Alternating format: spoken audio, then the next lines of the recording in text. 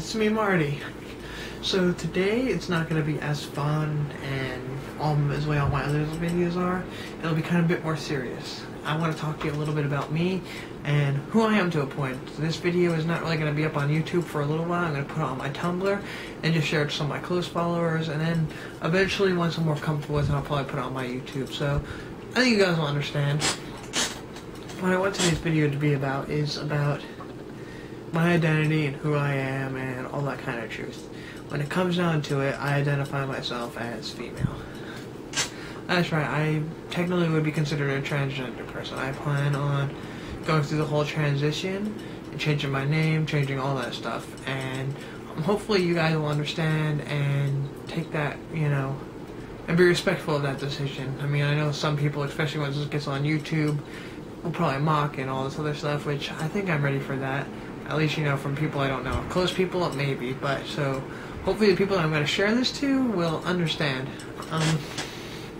What I do want to do is start off and just give a brief background on my history, where it came from all this. Like, this was something that I've known and then buried and then known and then buried, and it happened for years and years and years until it finally drove me nuts, and it was like, I need to stop burying it because it would keep on popping up more frequently than I would bury it. Like, I'd bury it, it would stay buried for a few years and then pop up, and eventually got to the point it would pop up, I'd bury it, and it would only stay buried for a few months before it started bothering me. And I finally decided I need to do something about this because it's going to drive me nuts. Some of you guys may know that about 2 years ago, back in 2012, I tried to commit suicide. I mean, obviously it didn't work, but some people might, have told me that they don't think that's, part of the reason why, but I honestly think it was. I mean, sure, it may not have been on the forefront of my mind, but many people don't know that one of the first things I looked into after I left the psych ward and got released from the hospital was the whole, transition process, which I didn't understand. I looked in the first thing and thought it was all just about surgery, and that was it. I was like, never mind, because I was not willing to spend that kind of money for stuff like that. But then,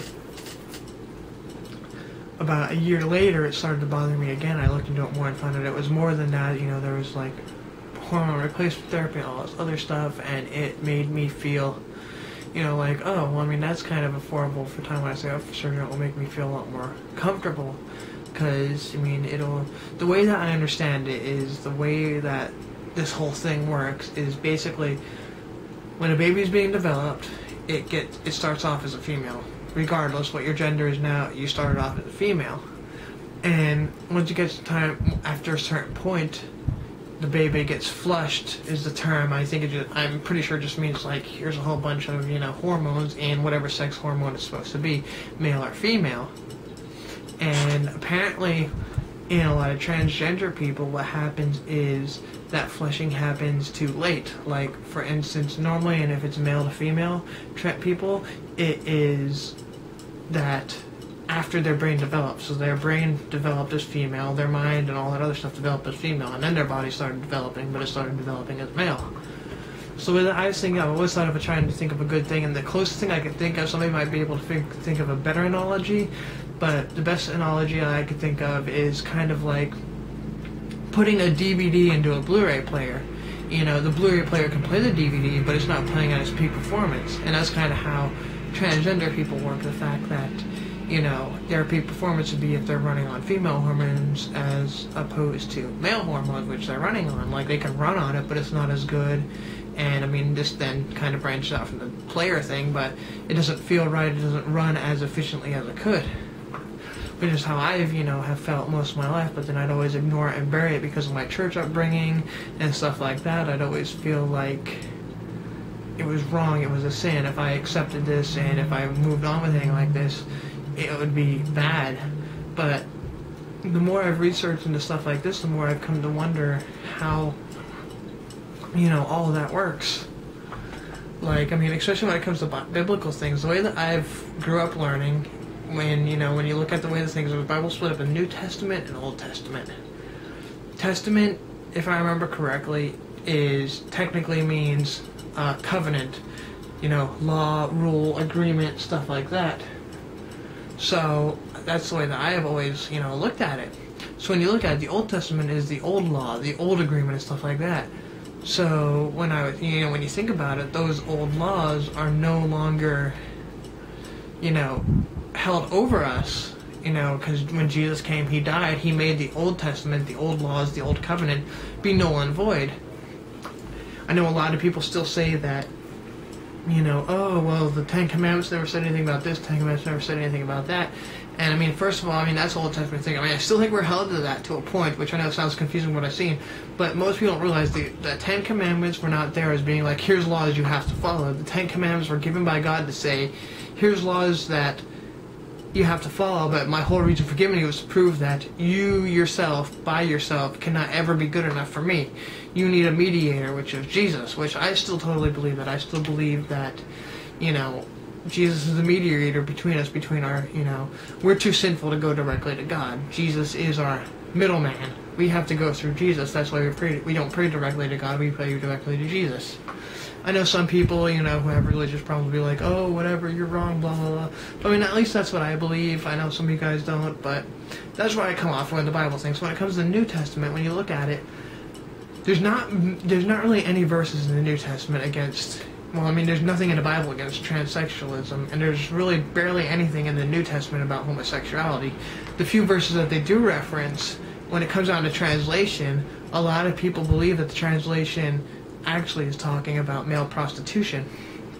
So, that's the way that I've always taken it. I take it as the translation as literal, not what people pick and choose what they want it to be.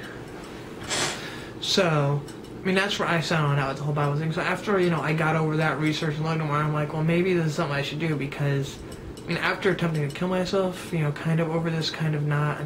There's other issues, but I know that this is one of the big things, like pushing behind it, that it was something that's always bothered me my whole life, but I've always buried it, sorry. And I feel like this was something that, I needed to do. I eventually, once I came with it, one of the first persons I talked to was my girlfriend. I told her, because, we were only dating for 3 months at the time, and I just came up and just said it, after, I kind of played a guessing game about it, because it was still hard. This is actually one of the first times I'm really talking about it and confessing it, by mouth. All the other times it was by text or typing or email.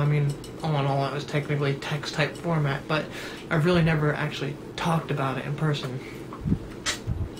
But, I talked to her, and she was totally okay with it, which made me so happy, because, first of all, once I realized about it myself and realized that I can't live on in my life the way I am right now, I felt like I needed to tell her, because I did not want to go on another year and then be like, hey, this is the thing, and feel like it's a waste of time. I wasted her time, I wasted my time. Why hurt somebody like that? We were only together for 3 or 4 months, so I figured, if she's not okay with it, it's better for both of us to just, cut it now than continue on in the lie.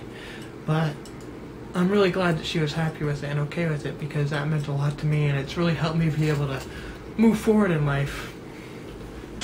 And then I've talked to a few friends of mine know. I haven't really been, out to many people. I've been part of some support groups. I went through therapy and all this about this. I've been officially diagnosed with, gender identity disorder, which is what the technical thing is for this, which basically says, this person has this problem, they are allowed to move forward on this. I've had, there's a whole bunch of just random little things to point out. When I started growing facial hair, as soon as I noticed it, I would, shave it off, to the point that I was bleeding. And I eventually got to my point. My parents would notice, because of, the fact that my hair is black and my skin, if it's in the winter, is very light. They would notice that, I shaved, but I would always deny it, until one time they literally, I still don't know why they did this, they held me down and would rub my face to feel and be like, oh, I feel stuff. When we know you shaved, Josh, why are you lying? And I don't know why that, was, for some reason, facial hair was always embarrassing to me. I know at one point in time I tried to grow it out to try to be, manly or whatever, but I still could never even pull that off. I was never able to be, the super manly person. I was only able to, seem like somebody was trying to force it upon themselves. I think that speaks numbers about myself. So here it is, a few weeks, actually a few days before I might actually start hormone replacement therapy, which might be a big change. So I wanted to just get a jumping off point, my starting thing, all that kind of stuff that just says, this is who I am. I'm going to be open about myself. I still haven't talked to my parents about it yet at the time of this recording. Maybe by the time I post it more publicly onto YouTube and stuff like that, it'll become more known to people, but by then, hopefully, I will have talked to them, because then hopefully they will understand. Because that's been one of my biggest fears, is losing my family and my connection with them, because I may have had issues with them, I may have problems with them, but I still love and care about them, and I don't know if they would accept it and be okay with it because of their whole churchy background. And I don't know if maybe understanding the fact that one of the main reasons why I tried to end my own life was because of this, they'd be more accepting and okay with it, or be all, you know, I don't even know, I'm not sure what to expect, but I just wanted to, you know, give my viewers that are close to me a chance to understand and know me, understand some backstory, you know, understand that, you know, when this happens, I'll still be me, I've already had some friends, you know, ask and be like, hey, you know, after all this, would you care if we still called you Marty? I don't care, I'll still be Marty, you know, at heart. I might change my name, I'm actually planning on my name being Jocelyn eventually, which a lot of people think is pretty cool, but up until then, I hope people will understand that deep down inside, you know, at least personality-wise, acting-wise, the way that you know me will still be the same. My appearance might change, but my insides, you know, who I am, won't change. I'll still be Marty. I'll still be that fun-loving person that you guys enjoy.